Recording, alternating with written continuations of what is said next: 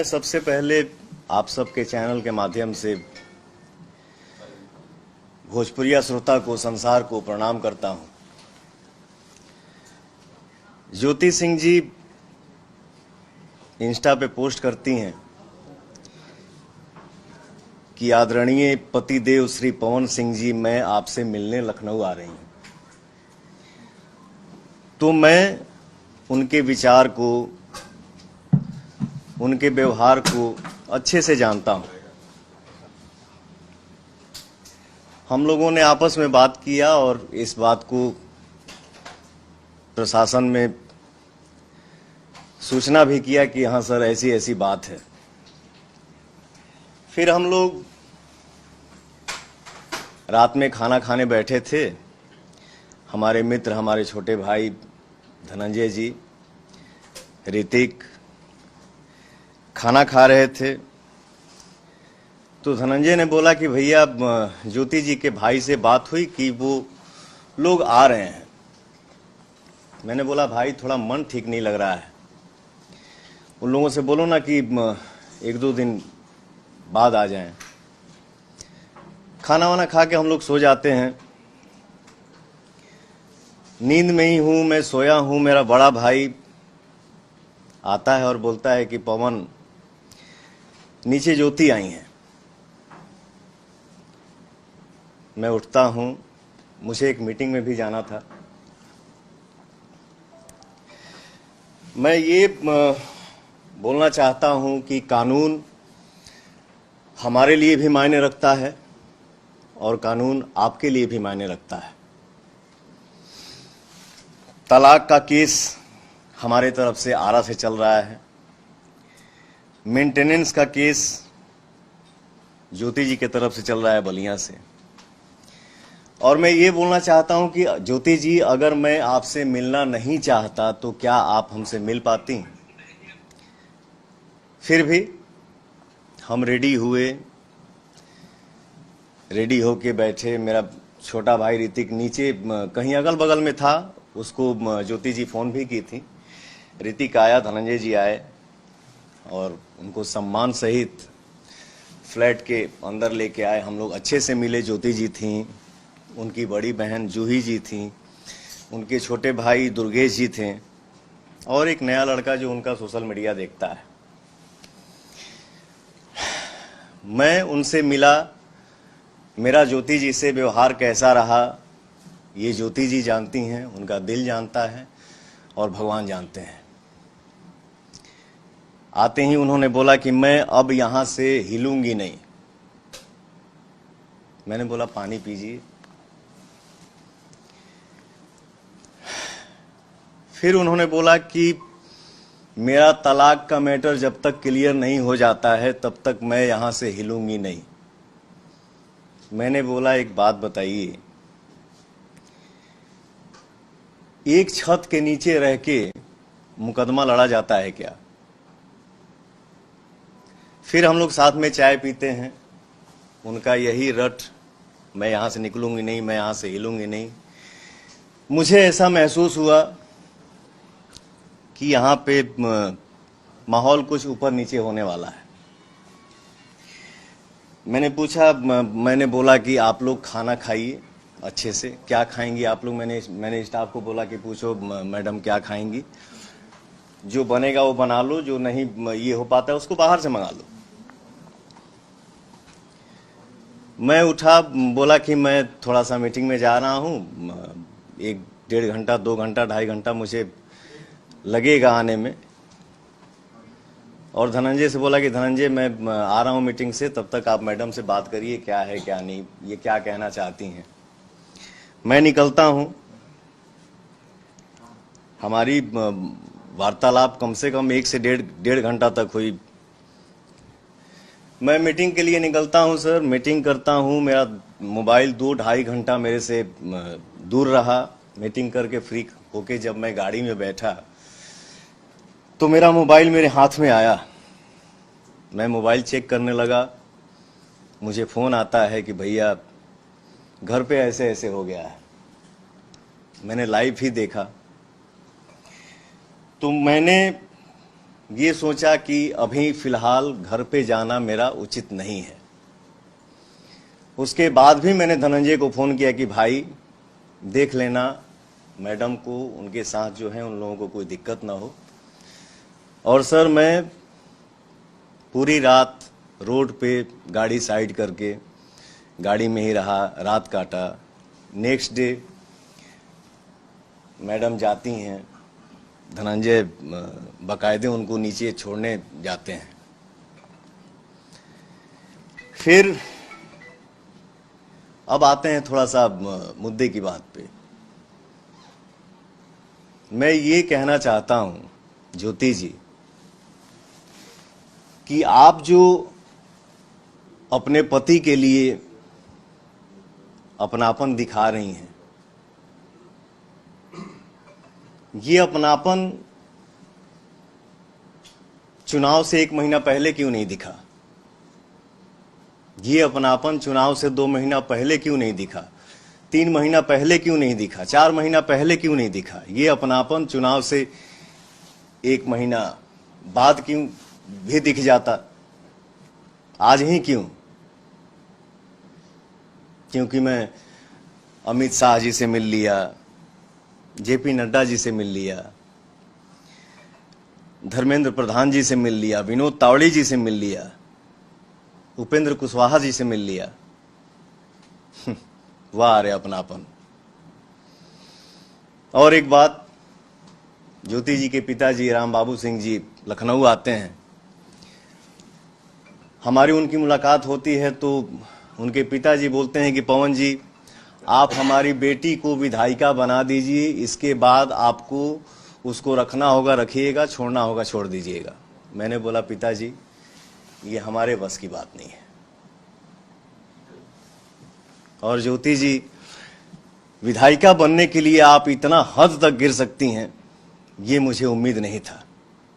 खैर आपको जो करना है सो करिए, आपको जितना बोलना है बोलिए, आपको जितना गिरना है गिरिए, लेकिन मैं मर्यादा से बाहर नहीं जा सकता, क्योंकि ये मेरे माँ बाप का दिया हुआ संस्कार है। आज आप सभी के आशीर्वाद से दुनिया पवन सिंह को सुपरस्टार बोलती है, पावर स्टार बोलती है। 40 साल का हो गया, 10 घंटा मेहनत करता हूं, 15 घंटा मेहनत करता हूं, 20 घंटा मेहनत करता हूं। मेहनत करके जब घर वापस लौटता हूं, दरवाजा खटखटाता हूं तो मेरा भी दिल करता है कि या तो दरवाजा मेरी बेटी खोले और नहीं तो मेरा बेटा खोले। लेकिन सर दरवाजा मेरा स्टाफ खोलता है, नहीं तो मेरी बूढ़ी माँ खोलती है। इसके बाद हम लोग घर में इंटर करते हैं, हम भाई मित्र स्टाफ मिलके खाना बनाते हैं, खाना खा के सो जाते हैं। मैं इतना कहना चाहता हूं, मैं भी इंसान हूं यार, थक जाता हूं कभी कभी। यही बात है सर कि महिला के हर बात पे आंसू गिर जाता है और वो दुनिया को दिख भी जाता है। मर्द का दर्द नहीं दिखता है और ना ही वो दिखा पाता है। और एक बात, जो जो लोग इस मैटर में मजे ले रहे हैं, ये है वो है, ऐसे है वैसे करना चाहिए, समाज की बात, तो मैं इतना बता दूं, इतना कह दूं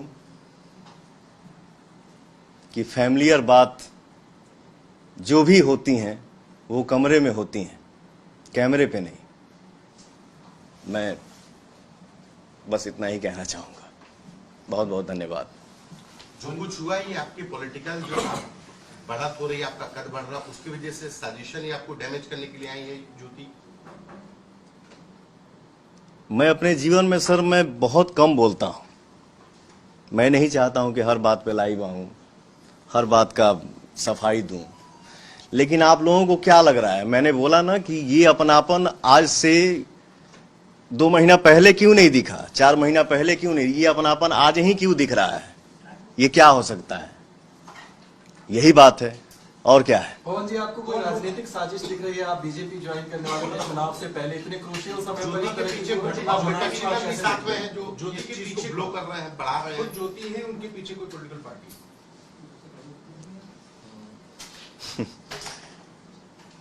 क्या बोलूं सर, किसी ना किसी के, मैंने बोला ना कि जो जो लोग मजे ले रहे हैं, तो कैमरे के सामने हम हर किसी का नाम नहीं ले सकते हैं सर।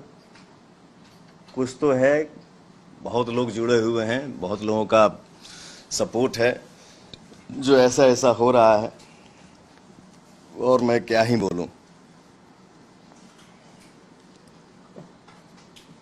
क्या ज्योति जी से अब सुलह की कोई गुंजाइश बची है?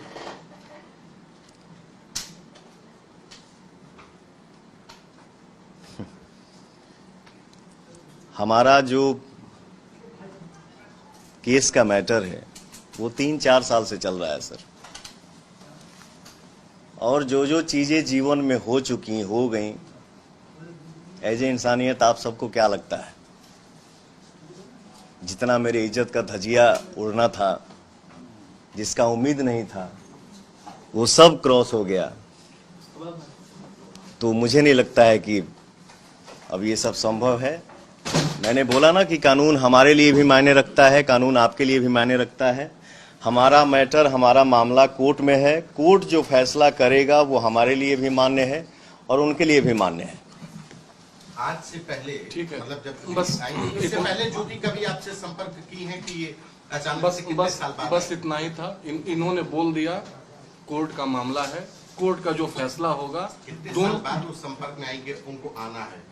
ये बात ये बता रहे हैं आपसे कि जो संपर्क में वो 5 अक्टूबर 2025 को आई हैं, लखनऊ आई हैं, इसके 2 महीना, 4 महीना, 5 महीना, 6 महीना, 8 महीना पहले भी उनको लखनऊ रेसिडेंस का एड्रेस पता था, और अगर इतना ही अपनापन रहता तो यहाँ आ सकती थी और आकर के इनसे संपर्क कर सकती थी। लेकिन जब वो यहाँ नहीं आती है तो कहीं ना कहीं आप भी इस बात को समझ सकते हैं कि एक तरफ इलेक्शन कमीशन बिहार चुनाव को लेकर के, एक तरफ इलेक्शन कमीशन बिहार चुनाव को लेकर के प्रेस कॉन्फ्रेंस कर रहा होता है, और उसी समय यहाँ पर ये सब रियूकस क्रिएट किया जाता है। तो ये समझने के लिए काफी, इंसान के लिए इशारा काफी होता है। कौन भाई व्यक्तिगत मामला, लेकिन विवाद क्या था? क्या राजनीतिक कारणों का विवाद हुआ या उनके पिता की महत्वाकांक्षाएं थी कि विधायक उनकी बना दो बेटी को, ये सब उनकी महत्वाकांक्षाएं थी, जिसकी वजह से आप दोनों पति पत्नी में विवाद?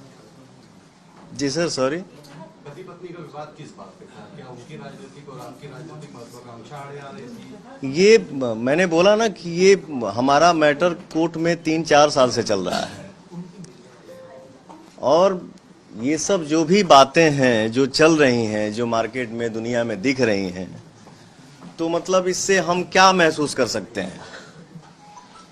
मैंने बोला ना कि आज ही अपनापन क्यों दिखा। मैं अमित शाह जी से मिल लिया, जेपी नड्डा जी से मिल लिया, धर्मेंद्र प्रधान जी से मिल लिया, विनोद तावड़े जी से मिल लिया, उपेंद्र कुशवाहा जी से मिल लिया।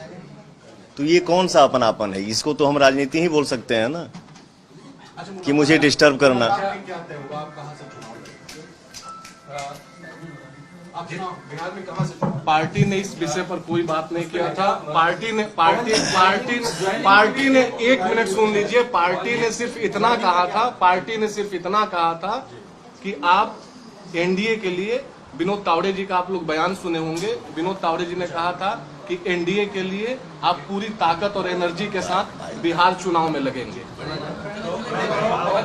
जिस तरह से कयास तमाम बातें हो रही है, कयास भी हो रहे हैं, ऐसा कहा जा रहा है जैसे ही आप मिले सोशल मीडिया पर तमाम पोस्ट आई इसके बाद, और फिर आगे का भी बात सामने आई।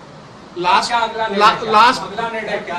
किस पार्टी से चुनाव, अगर लड़ना, अगर आप आना चाहेंगे, हम आपकी मदद करना चाहेंगे, किसी पार्टी से उतरना है, कहां से उतरना है, क्या?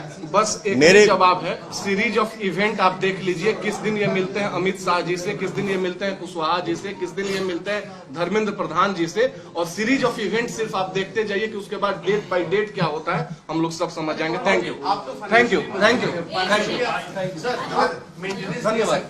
मेंटेनेंस आप देने में सक्षम है, तो क्या ज्योति तलाक में जो कमेटीज है उसमें अड़ंगा डाल रही है, इस वजह से तलाक का मामला अटका हुआ है? तलाक का मामला क्योंकि आप ज्योति तो के साथ फाइनेंशियली मजबूत है, आप उनको पैसे दे सकते हैं, तो तलाक का मामला 4 साल क्यों से नहीं फाइनल होता? सर कोर्ट में मैंने मामला चल रहा है, कोर्ट जो तय करेगा वो सर्वमान्य होगा। धन्यवाद।